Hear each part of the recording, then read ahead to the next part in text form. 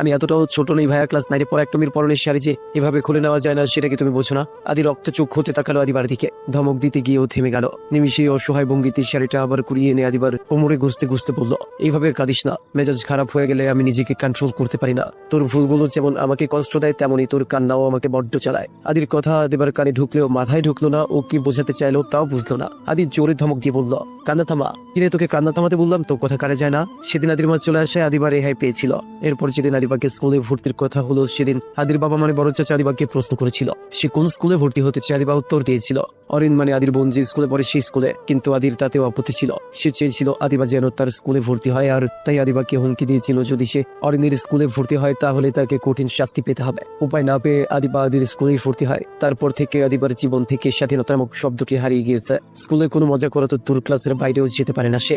আদিবা যাই করে তাতে আদির সমস্যা। আদিবা কোনো কারণে ব্যথা পেলে সেটাও অন্যায়। আজ সে ব্যথা পায়নি, কিন্তু ব্লাড দেখে আদি ভেবেছে আদিবা ব্যথা পেয়েছে আর শাস্তি স্বরূপ বাথরুমে বন্ধ করে রেখে চলে গিয়েছে। প্রায় 2 ঘন্টা